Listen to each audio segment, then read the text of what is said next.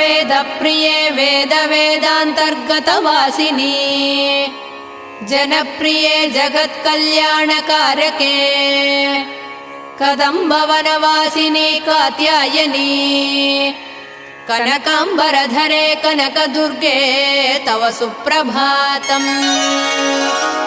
कल्पवृक्षे महाकल्पादिकालनिर्णये मातः मधुसूदनादिमहादेव विनुते मन्दाकिनी सलिलसेवितपदे मन्दस्मिते कनकाम्बरधरे कनकदुर्गे तव सुप्रभातम्।